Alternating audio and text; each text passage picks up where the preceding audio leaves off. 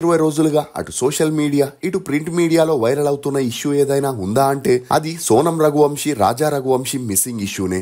20 రోజుల నుండి హల్చల్ అయిన ఈ ఇష్యూ ఫైనల్ గా ఒక కొలిక్కి రావడంతో అందరూ షాక్ కి గురవుతున్నారు. 2025 మే 22న మధ్యాహ్నం 2 గంటల సమయంలో రాజా రఘువంశీ తనకి టాయిలెట్ వస్తుందని భార్యకి చెప్పి పార్కింగ్లో ఉన్న రెస్ట్ రూమ్కి వెళ్లడం జరిగింది. ఇక అక్కడే ముగ్గురు వ్యక్తులు కావాలని రాజా రఘువంశీతో గొడవకి దిగి కర్రలతో చాకుతో తనని భూమి మీద లేకుండా చేసి అక్కడి నుండి తనని తీసుకెళ్లి ఒక లోయలో పడేసి వెళ్లిపోయారు. నిజానికి సోనం తన భర్తని కాకుండా మరో మహిళని ఈ భూమి మీద లేకుండా చేయాలనుకుంది. కానీ ఆ టైంకి ఆ అమ్మాయి దొరకకపోవడంతో కుష్వాన్ సలహా మేరకు రాజా రఘువంశీని పెళ్లి చేసుకోవడం జరిగింది.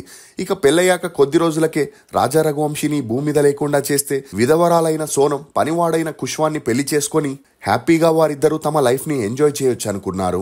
అసలు ఈ సోనం రఘువంశీ ఎవరు? తనకి పనివాడికి సంబంధం ఎలా కుదిరింది? సోనం పెళ్లి చేసుకొని 11 రోజులైనా తన భర్తని తాకనివ్వలేదా? హనీమూన్కి వెళ్ళినప్పుడు ఆ ఇద్దరి మధ్య అసలు ఏం జరిగింది?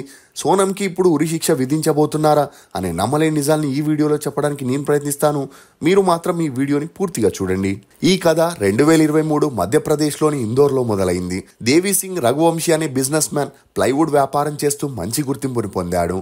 ఈ క్రమంలోనే కుష్వాక్ అనే 16 ఏళ్ల అబ్బాయి తనకి తెలిసిన వారి ద్వారా ప్లైవుడ్ కంపెనీలో పనిచేసేందుకు వచ్చి దేవి సింగ్ ని కలవగా అతను కుష్వాక్ ని చూసి ఇంతకు ముందు ఏ కంపెనీలో పనిచేశావని అడగగా అందుకు కుష్వాక్ ప్రతిరోజు ఉదయాన్నే ఇంటింటికి వెళ్లి న్యూస్ పేపర్లేస్తూ ఆ తర్వాత బట్టల కొట్టులో పనిచేసేవాడినని, తన ఫ్యామిలీలో అక్కా చెల్లెలున్నారని, తండ్రి కరోనా టైంలో మరణించడంతో ఇంటి బాధ్యతలన్నీ తన మీదే పడ్డాయని, దీంతో తనకి బట్టల షాప్ నుండి వచ్చే డబ్బులు సరిపోక తన తల్లి కుటుంబ పోషణకై కష్టపడుతుందని కుష్వాక్ తన బాధని చెప్పుకుంటూ తనకి ఈ జాబ్ ఎలాగైనా కావాలని దేవి సింగ్ కాళ్ళ మీద పడ్డాడు.